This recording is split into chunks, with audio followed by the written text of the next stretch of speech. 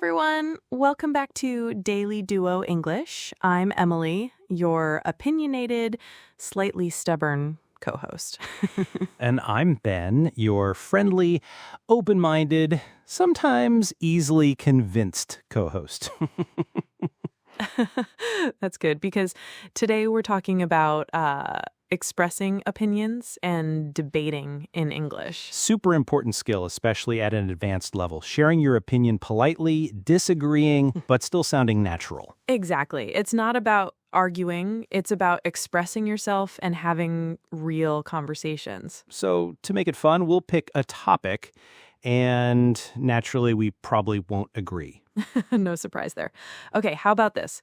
City life versus countryside. Where's better to live? Ooh, good one. I'll go first. In my opinion, city life is much better. I mean, there's always something happening, isn't there? You've got like the restaurants, the concerts, the museums, the constant energy. It's just so vibrant. You really feel like you're in the center of everything. And there are just endless opportunities for, entertainment and growth. It's just never boring. That's the thing. Interesting.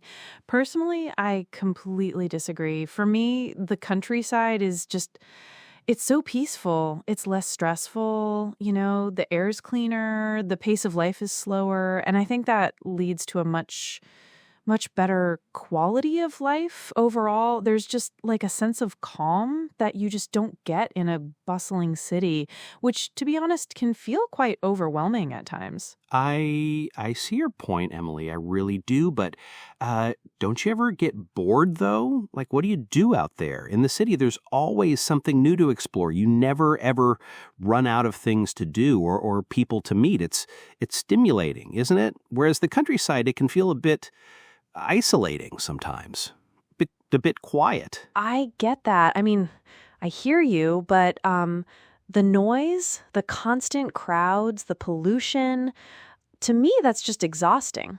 It feels like you're always on the go, always rushing. In the countryside, you have space, you have nature, and you can still, find things to do, hiking, gardening, local community events. It's just a different kind of stimulation, I think. It's more restorative. That's fair, Emily. I totally get that point about the noise and the crowds. But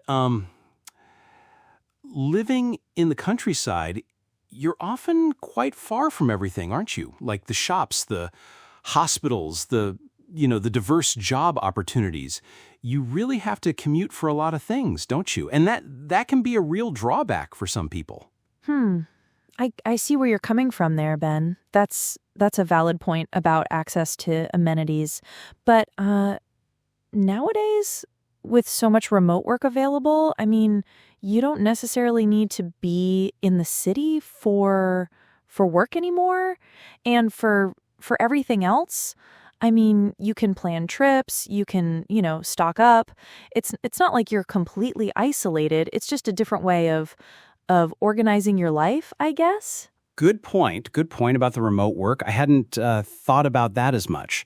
But what about social life, though? Like meeting new people, the vibrant nightlife, the constant buzz of activity that kind of pulls you out of your comfort zone and into new experiences.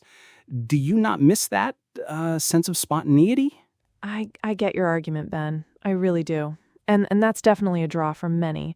But I think I'd rather have the peace and nature of the countryside for my daily life and then, just visit the city when I want that kind of excitement or that social buzz. You get the best of both worlds, really, without living with the constant intensity. Okay, fair enough, Emily. Maybe there really isn't a perfect answer, is there? I mean, it just depends so much on like what you value, what your priorities are. Some people are just wired for the city, others for the quiet of the countryside. Typical, right? No clear winner. But that's how good discussions work, isn't it? We both presented our honest opinions. Exactly. And today you heard a bunch of useful phrases for expressing opinions and disagreeing. naturally and politely, crucially. We weren't having an argument, were we? We were having a debate. That's the key.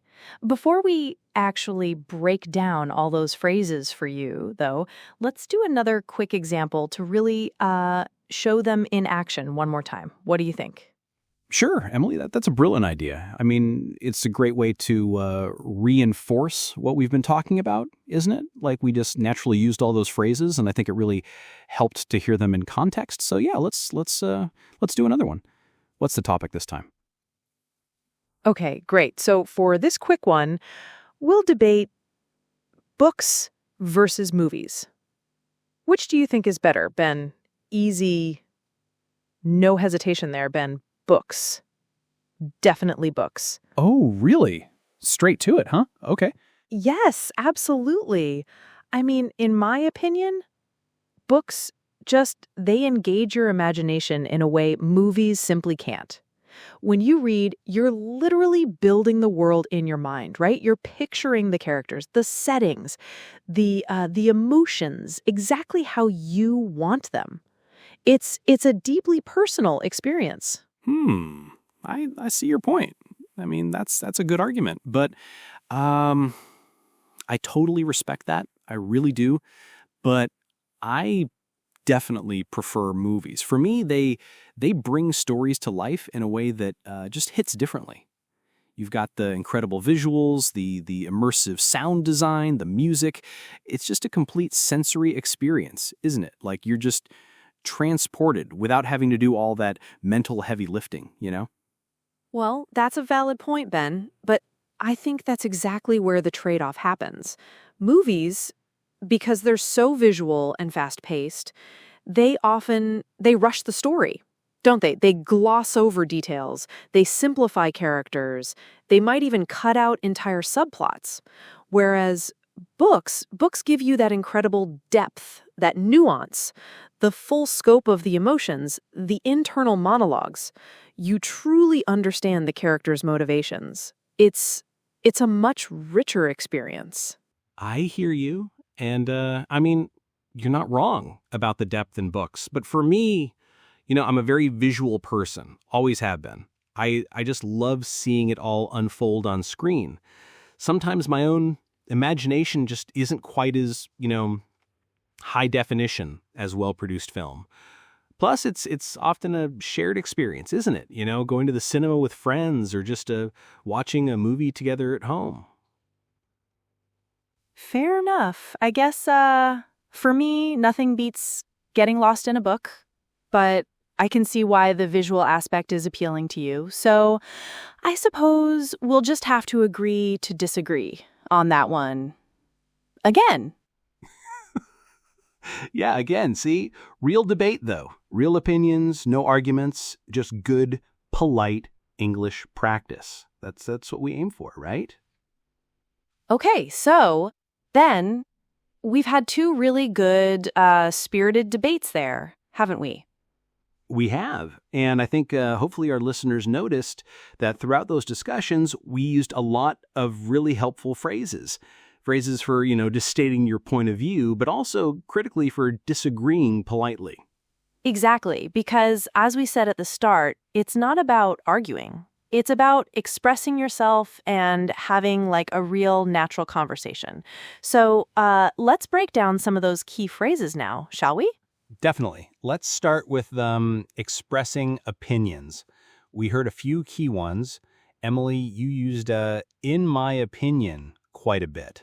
Yes. In my opinion, it's very clear, very direct.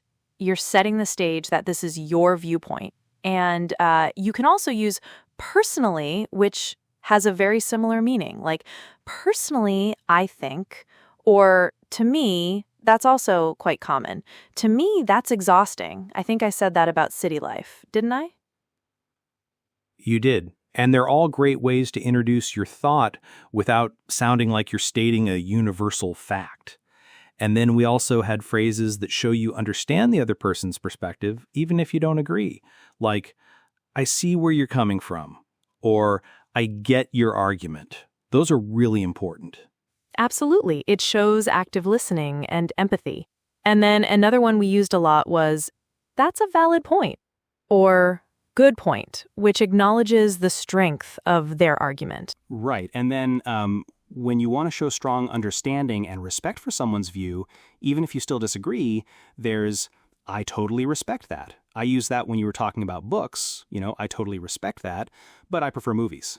Yes, a very polite way to transition into your counter-argument. So now let's talk about disagreeing politely, because that's where things can get a little tricky for advanced learners. You don't want to just say, no, you're wrong. Precisely. So we had, I see your point, but, or I get that, but these are fantastic. They validate what the other person said, and then you introduce your differing view with but. It softens the disagreement. And if you genuinely have a completely different opinion, you can say, I completely disagree, but you still pair it with a reason or an explanation, not just a blunt statement. And of course, the ever useful, fair enough. Fair enough is just, it's a classic, isn't it? It shows acceptance, even if you still don't completely agree. And then our go-to for when we just can't find common ground, we'll agree to disagree, which is perfectly fine. Not every debate needs a winner. Exactly. And then we had a few useful conversational fillers, like there's no perfect answer, which we said about city versus countryside. It acknowledges complexity. And again, that's fair or good point. Those are just great ways to acknowledge what the other person's saying to keep the conversation flowing smoothly. These phrases really do make you sound, more natural, more advanced, and just more confident in real conversations. Absolutely. So our challenge to you, our listeners, is to practice them.